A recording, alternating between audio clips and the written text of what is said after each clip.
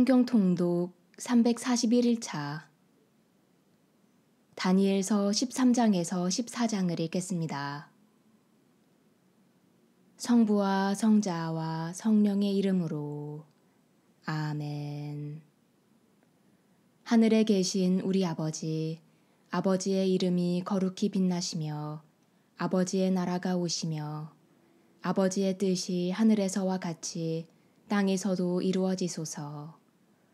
오늘 저희에게 일용할 양식을 주시고 저희에게 잘못한 일을 저희가 용서하오니 저희 죄를 용서하시고 저희를 유혹에 빠지지 않게 하시고 악에서 구하소서. 아멘. 다니엘서 13장. 바빌론에 요야킴이라고 하는 사람이 살고 있었다. 그는 수산나라고 하는 힐키야의 딸을 아내로 맞아들였는데 수산나는 매우 아름답기도 하거니와 주님을 경외하는 여인이었다. 수산나의 부모는 의로운 이들로서 그 딸을 모세의 율법에 따라 교육시켰다. 한편 요야킴은 아주 부유한 사람으로서 넓은 정원이 그의 집에 맞붙어 있었다. 그는 누구보다도 큰 존경을 받았기 때문에 유다인들이 늘 그를 찾아오곤 하였다. 그런데 그 해에 어떤 두 원로가 백성 가운데에서 재판관으로 임명되었다. 바로 그들을 두고 주님께서 이렇게 말씀하신 적이 있다. 바빌론에서 백성의 지도자로 여겨지는 재판관인 원로들에게서 죄악이 나왔다. 그들이 줄곧 요야킴의 집에 있었으므로 소송거리가 있는 이들은 모두 그리로 그들을 찾아갔다. 한낮에 사람들이 떠나고 나면 수산나는 남편의 정원에 들어가 거닐곤 하였다. 그렇게 그곳에 들어가 거니는 수산나를 매일 눈여겨본 그 두 원로는 수산나에게 음욕을 품게 되었다. 그들은 양심을 억누르고 하늘을 보지 않으려고 눈을 돌린 채 의로운 판결조차 생각하지 않았다. 둘 다 수산나 때문에 마음이 괴로웠지만 서로 고민을 말하지 않았다. 수산나와 정을 통하고 싶다는 자기들의 음욕을 밝히기가 부끄러웠던 것이다. 그러면서도 그 여인을 보려고 매일 부지런히 기회를 엿보았다. 어느 날 그들은 점심때가 되었으니 집으로 가세 하고 서로 말하고서는 그곳을 나와 헤어졌다. 그러나 그들은 되돌아오다가 마주치게 되었다. 그리고 서로 까닭을 캐묻다가 마침내 자기들의 음욕을 실토하게 되었다. 그리하여 그들은 혼자 있는 수산나를 만날 수 있는 시간을 함께 찾아보기로 약속하였다. 그들이 알맞은 날을 엿보고 있을 때 수산나가 여느 때와 마찬가지로 하녀 둘만 데리고 정원으로 들어갔다. 그리고 날이 무더웠으므로 그곳에서 목욕을 하려고 하였다. 거기에는 숨어서 수산나를 엿보는 그 두 원로 말고는 아무도 없었다. 수산나는 하녀들에게 내가 목욕을 하게 올리브 기름과 물분을 가져오고 정원 문들을 닫아 걸어라 하고 말하였다. 하녀들은 수산나가 말한 대로 하였다. 곧 정원 문들을 닫아 걸고서는 분부받은 것들을 가져오려고 연문으로 나갔다. 원로들이 숨어 있었기 때문에 하녀들은 그들을 보지 못하였다. 두 원로는 일어나서 수산나에게 달려가 말하였다. 자, 정원 문들은 잠겼고 우리를 보는 이는 아무도 없소. 우리는 당신을 간절히 원하오. 그러니 우리 뜻을 받아들여 우리와 함께 잡시다. 그러지 않으면 어떤 젊은이가 당신과 함께 있었고 바로 그 때문에 당신이 하녀들을 내보냈다고 증언하겠소. 수산나는 탄식하며 말하였다. 나는 꼼짝 못할 공경에 빠졌소. 그렇게 하면 그것은 나에게 죽음이고 그렇게 하지 않는다 하여도 당신들의 소나기에서 빠져나갈 수가 없을 것이오. 주님 앞에 죄를 짓느니 차라리 그렇게 하지 않고 당신들의 소나기에 걸려드는 편이 더 낫소. 그러고 나서 수산나는 크게 소리를 질렀다. 그 두 원로도 수산나를 향하여 소리를 지르더니 그 가운데 하나가 달려가서 정원 문들이 열어젖혔다. 집에 있던 사람들이 정원에서 나는 고함 소리를 듣고 연문으로 뛰어들어가 수산나에게 일어난 일을 보았다. 원로들이 저희 쪽에 이야기를 하자 하인들은 매우 수치스럽게 생각하였다. 수산나를 두고 누가 그와 같은 말을 한 적이 한 번도 없었기 때문이다. 다음 날 수산나의 남편 요야킴의 집으로 백성이 모여들 때 그 두 원로는 수산나를 죽이겠다는 악한 생각을 가득 품고서 그리로 갔다. 그들이 백성 앞에서 말하였다. 사람을 보내어 요야킴의 아내 힐키야의 딸 수산나를 데려오게 하시오. 그러자 백성이 사람을 보냈다. 수산나는 부모와 자녀들과 모든 친척과 함께 나왔다. 수산나는 매우 우아하고 모습이 아름다웠다. 그는 베일을 쓰고 있었는데 그 악인들은 수산나의 아름다움을 보고 즐기려는 속셈으로 베일을 벗기라고 명령하였다. 그러자 수산나 곁에 있던 이들과 그를 보는 이들이 모두 울었다. 그 두 원로는 일어나 백성 한가운데에서 수산나의 머리에 자기들의 손을 얹었다. 수산나는 눈물이 가득한 채 하늘을 우러러 보았다. 마음으로 주님을 신뢰하고 있었기 때문이다. 그 두 원로는 이렇게 말하였다. 우리가 단둘이서 정원을 거닐고 있을 때 이 여자가 여종 둘을 데리고 정원으로 들어가더니 정원 문들을 닫아 걸고서는 여종들을 내보냈소. 그때에 숨어있던 젊은이 하나가 이 여자에게 가더니 함께 누웠소. 정원 구석에 있던 우리는 그 죄악이 벌어지는 것을 보고서 그들에게 달려갔소. 그리고 둘이서 정을 통하는 것을 보기는 하였지만 그자가 우리보다 힘이 세어 붙잡을 수는 없었소. 그래서 그자는 문을 열고 달아나 버렸소. 그 대신 이 여자를 붙들고 그 젊은이가 누구냐고 물었지만 이 여자는 그것을 우리에게 알려주려고 하지 않았소. 이것이 우리의 증언이오.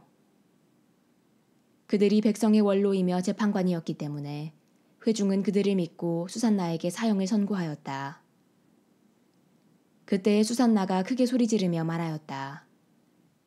아, 영원하신 하느님, 당신께서는 감추어진 것을 아시고 무슨 일이든 일어나기 전에 미리 다 아십니다. 또한 당신께서는 이 자들이 저에 관하여 거짓된 증언을 하였음도 알고 계십니다. 이 자들이 저를 해치려고 악의로 꾸며낸 것들을 하나도 하지 않았는데 저는 이제 죽게 되었습니다. 주님께서 수산나의 목소리를 들으셨다. 그리하여 사람들이 수산나를 처형하려고 끌고 갈 때 하느님께서는 다니엘이라고 하는 아주 젊은 사람 안에 있는 거룩한 영을 깨우셨다. 그러자 다니엘이 나는 이 여인의 죽음에 책임이 없습니다. 하고 큰 소리로 외쳤다. 온 백성이 그에게 돌아서서 그대가 한 말은 무슨 소리요? 하고 물었다. 다니엘은 그들 한가운데에 서서 말하였다. 이스라엘 자손 여러분, 여러분은 어찌 그토록 어리석습니까? 신문을 해보지도 않고 사실을 알아보지도 않고 어찌 이스라엘의 딸에게 유죄 판결을 내릴 수가 있습니까? 법정으로 돌아가십시오. 이 자들은 수산나에 관하여 거짓 증언을 하였습니다. 온 백성은 서둘러 돌아갔다. 그러자 다른 원로들이 그에게 말하였다. 자, 하느님께서 그대에게 원로 지위를 주셨으니 우리 가운데에 앉아서 설명해보게. 다니엘이 저들을 서로 멀리 떼어 놓으십시오. 제가 신문을 하겠습니다. 하고 말하였다. 사람들이 그들을 따로 떼어 놓자 다니엘이 그들 가운데 한 사람을 불러 말하였다. 악한 세월 속에 나이만 먹은 당신, 이제 지난날에 저지른 당신의 죄들이 드러났소. 주님께서 죄 없는 이와 의로운 이를 죽여서는 안 된다고 말씀하셨는데도 당신은 죄 없는 이들에게 유죄 판결을 내리고 죄 있는 자들을 놓아주어 불의한 재판을 하였소. 자, 당신이 참으로 이 여인을 보았다면 그 둘이 어느 나무 아래에서 관계하는 것을 보았는지 말해보시오. 그자가 유향나무 아래요. 하고 대답하였다. 그러자 다니엘이 말하였다. 진정 당신은 자기 머리를 내놓고 거짓말을 하였소. 하느님의 천사가 이미 하느님에게서 판결을 받아왔소. 그리고 이제 당신을 둘로 베어버릴 것이오. 다니엘은 그 사람을 물러가게 하고 나서 다른 사람을 데려오라고 분부하였다. 그리고 그자에게 말하였다. 유다가 아니라 가나안의 후손인 당신, 아름다움이 당신을 호리고 음욕이 당신 마음을 비뚤어지게 하였소. 당신들은 이스라엘의 딸들을 그런 식으로 다루어 왔소. 그 여자들은 겁에 질려 당신들과 관계한 것이오. 그러나 이 유다의 딸은 당신들의 죄악을 허용하지 않았소. 자, 그러면 관계하는 그들을 어느 나무 아래에서 붙잡았는지 나에게 말해보시오. 그 자가 떡갈나무 아래요 하고 대답하였다. 그러자 다니엘이 말하였다. 진정 당신도 자기 머리를 내놓고 거짓말을 하였소. 하느님의 천사가 이미 당신을 둘로 잘라버리려고 칼을 든 채 기다리고 있소. 그렇게 해서 당신들을 파멸시키려는 것이오. 그러자 온 회중이 크게 소리를 지르며 당신께 희망을 두는 이들을 구원하시는 하느님을 찬미하였다. 다니엘이 그 두 원로에게 자기들이 거짓 증언을 하였다는 사실을 저희 입으로 입증하게 하였으므로 온 회중은 그들에게 들고 일어났다. 그리고 그들이 이웃을 해치려고 악의를 꾸며낸 그 방식대로 그들을 처리하였다. 모세의 율법에 따라 그들을 사형에 처한 것이다. 이렇게 하여 그날의 무죄한 이가 피를 흘리지 않게 되었다. 수산나가 수치스러운 일을 하지 않았다는 것이 드러났으므로 힐키야와 그의 아내는 수산나의 남편 요야킴과 모든 친척과 함께 자기들의 딸 수산나를 두고 하느님을 칭송하였다.